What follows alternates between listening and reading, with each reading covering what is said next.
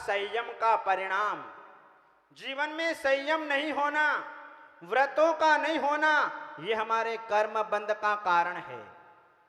अविरति और प्रमाद, प्रमाद से हमारे कर्म का बंध हो रहा है। आत्महितकारी कार्यों में आलस करना, उसका नाम है प्रमाद। इंसान दुनिया के किसी भी क्षेत्र में प्रमाद नहीं करता। कपड़े पहनने में प्रमाद नहीं, नोट गिनने में प्रमाद नहीं, दुकान पर बैठने में प्रमाद नहीं, भोजन करने में प्रमाद नहीं, लेकिन भगवान के दर्शन करने जाना हो तो, भगवान की पूजा करना हो तो, स्वाध्याय करना हो तो, माला फेरना हो तो प्रमाद। मेरे पास में टाइम नहीं है, फोकट के गपशप करता रहेगा, टीवी पर बैठा रहेगा, मोबाइल पर बैठा रहेगा, गपशप करता रहेगा, लेकिन भगवान के लिए समय नहीं है, ये प्रमाद है। तो प्रमाद से कर्म बंद हो रहा है। और जो है कषाय के कारण, योग के कारण, जो मन वचन काय हमारे 3 योग हैं, इन 3 योगों के द्वारा हम निरंतर बंद करते चले जा रहे हैं। इस प्रकार से ये हमारे कर्म बंध के कारण है। जहां हम अपने जीवन में निरंतर कर्मों का बंध कर रहे हैं। आज कई युवा लोग प्रश्न करते हैं कि हमने जो कर्म बांधा है वो कर्म बंध क्या इस भव का है या अगले भव का है। हमारे आचार्य भगवंतों ने कहा कि कर्म वर्तमान का भी हो सकता है और पूर्व का भी हो सकता है, दोनों हो सकते हैं। कुछ कर्म ऐसे हैं कि जिनका हमने पहले से बंद करके रखा था, और कुछ कर्म ऐसे हैं जिनको हमने वर्तमान में बांध करके रखा है। वे कर्म जब उदय में आते हैं तो प्राणियों को अपने जीवन के अंदर फल को भुगतना पड़ता है। हमने इस पर्याय में बुरा कर्म तो कुछ भी नहीं किया, लेकिन फिर भी जीवन में दुख आ गया, जीवन में पीड़ा आ गई, जीवन में रोग आ गया, धन संपत्ति का नाश हो गया, परिवार से वियोग हो गया, पत्नी का स्वर्गवास हो गया, माता पिता का स्वर्गवास हो गया। ये सब जो है हमारे किए हुए कर्म बंध का फल है। जो हमने बांधा है वो नियम से उदय में आएगा। टोटी में पानी कहां से आएगा? है? टोटी में पानी कहां से आएगा? यदि टंकी में पानी भरा है तो जरूर टोटी में से पानी आएगा। टंकी में पानी भरा नहीं होता तो टोटी में से पानी नहीं आ सकता। उसी प्रकार से वर्तमान में जो है हमने कुछ बुरा कर्म नहीं किया, कोई गलत काम नहीं किया, लेकिन पूर्व भाव में जो हमने कर्म किया है वो कर्म जो है हमारे जीवन में दुख के कारण बन जाया करते हैं। हमारे आचार्य भगवंतों ने अपने जिनागम में कहा कि एक समय का बांधा हुआ कर्म अनेक समय में उदय में आता है। एक समय में बांधा हुआ कर्म अनेक समयों में उदय में आता है, और अनेक समयों में बांधा हुआ कर्म एक समय में उदय में आ जाया करता है। अपने को पता नहीं चलता। जहां अन्याय अनीति पूर्वक द्रव्य का उपार्जन किया जाता है तो वहां पर 10 वर्ष तक वह अन्याय अनीति का द्रव्य हमारे साथ में रह सकता है, लेकिन 11वें वर्ष होते ही समूल नाश को प्राप्त हो जाता है। हमने अनेक समयों में कर्म बांधा था, 10 वर्ष से निरंतर अन्याय अनीति करते आ रहे थे, लेकिन 11वें वर्ष में एक झटके में सेल टैक्स वाले आ गए, इनकम टैक्स वाले आ गए, जीएसटी वाले आ गए, छापा मार दिया और सारा धन लेकर के चले गए। ऐसे कर्म है। कर्म हमें अपने जीवन के अंदर ऐसी परिस्थितियों को प्राप्त करा देता है। एक दिन कमाया, 100 दिन खाया, 100 दिन कमाया, एक दिन गमाया। ये हमारे कर्मों की दशा है।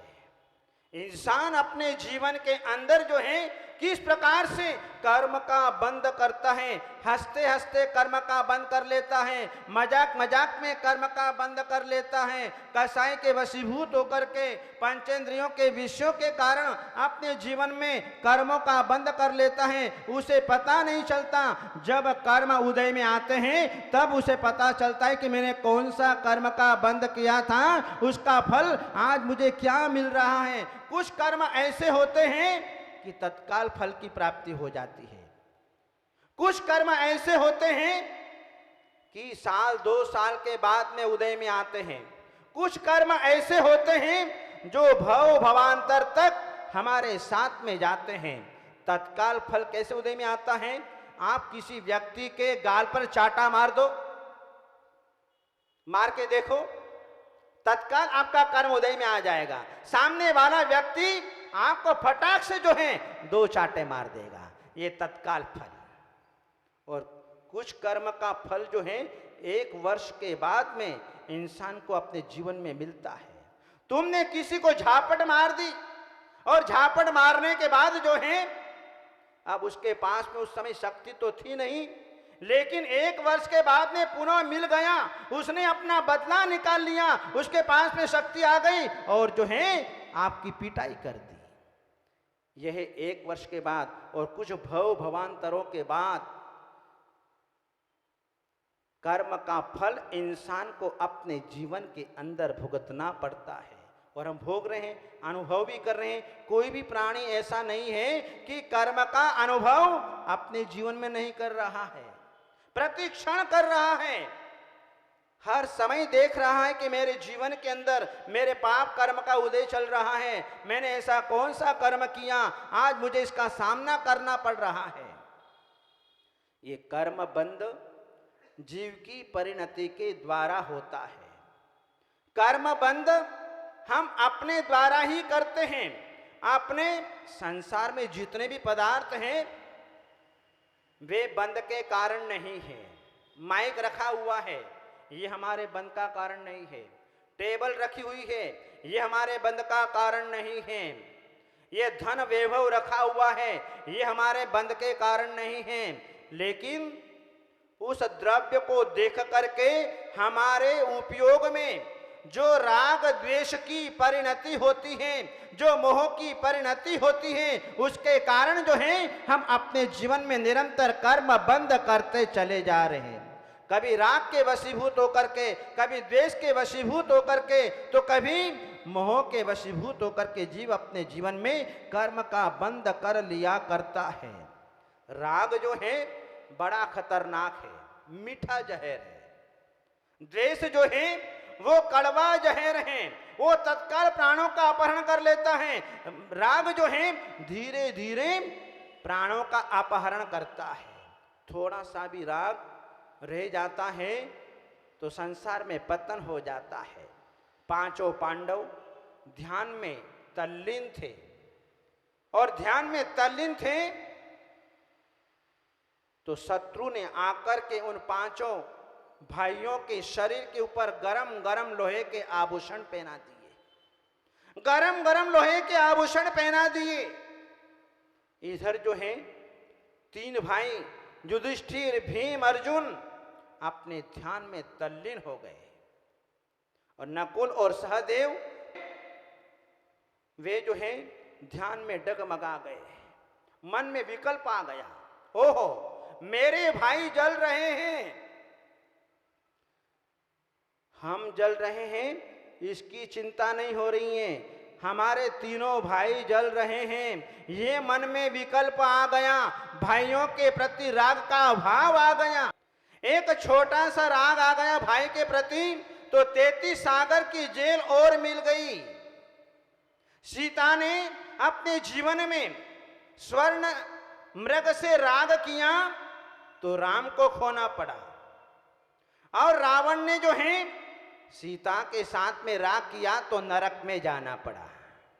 ये राग बहुत खतरनाक चीज है। मरुभूति को बहुत समझाया कि मत जाओ मत जाओ। राजा अरविंद ने बहुत समझाया तुम मत जाओ, लेकिन विनाश काले विपरीत बुद्धि, भाई के प्रति राग आ गया, भाई के प्रति मोह आ गया।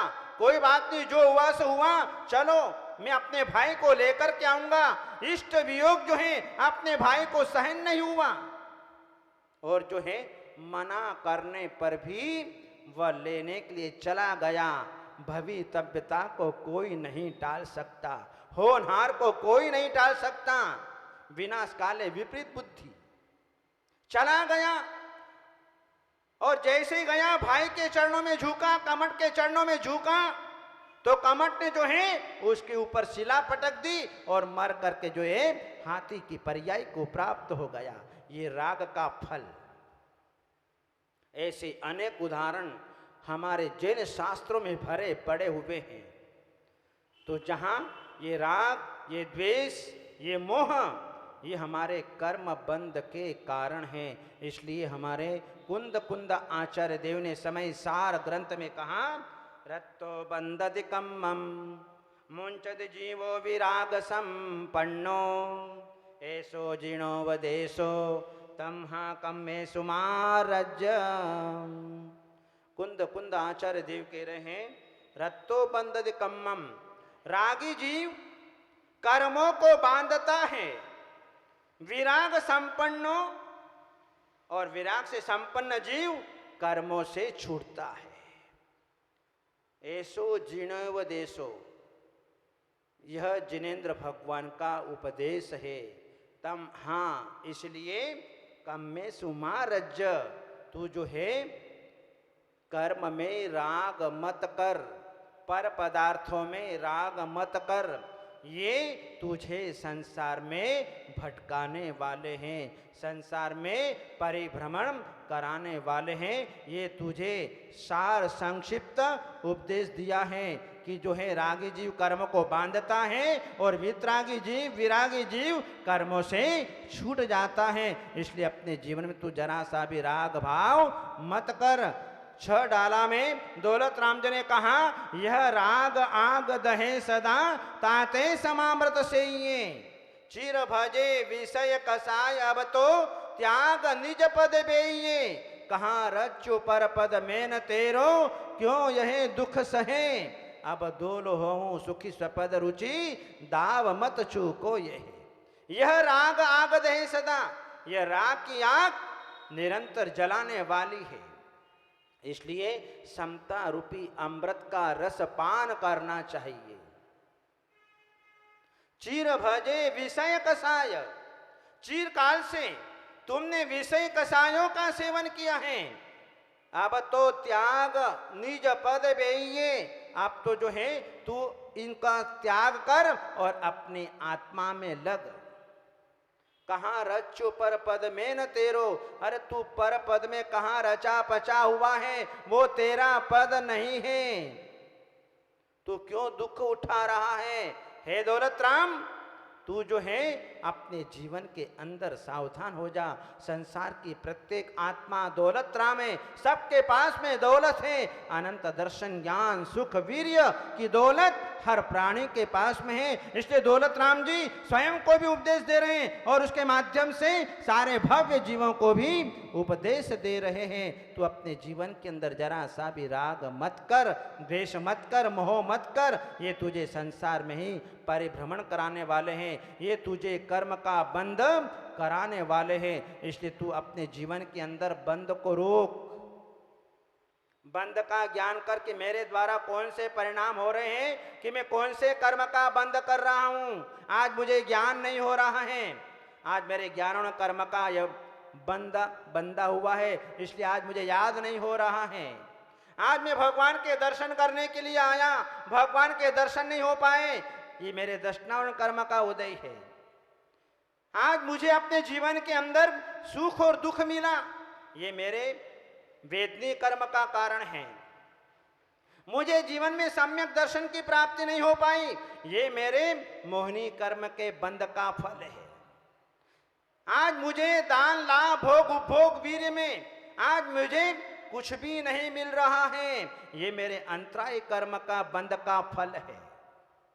इस प्रकार से हमारे आचार्य भगवंतों ने इन 8 कर्मों की विवेचना हमारे तत्वार्थ सूत्र ग्रंथ में विस्तार रूप से की है कि जीव कैसे परिणाम कर लेता है, कैसा आश्रव कर लेता है और कैसा बंध कर लेता है। ये सब जो है अपने जीवन के अंदर वह फल को भोगता हुआ दिखाई देता है। इसलिए अपने जीवन में बंध का ज्ञान करो कि बंध कैसे हो रहा है, हम कैसे परिणाम कर रहे हैं, कैसे आश्रव हो रहा है। आश्रव और बंध को समझना बहुत जरूरी है, तब जाकर के जीव अपने जीवन में कर्म बंध और कर्म के आश्रव से बच सकता है। इस प्रकार से महानुभाव हमने अपने यहाँ पर आज जो है भक्तामर महामंडल विधान की मंगलमय आराधना की, तो आज जो है हमने यहाँ पर क्या किया, बंद किया, पुण्य का बंद किया, पाप के बंद को रोका, पुण्य का आश्रव किया, पाप के आश्रव को रोका और पाप कर्मों की निर्जरा की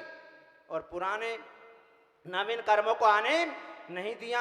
इस प्रकार से जो है आज हमने भक्तामर महामंडल विधान में एक साथ 4 तत्वों को अपने जीवन के अंदर ग्रहण किया।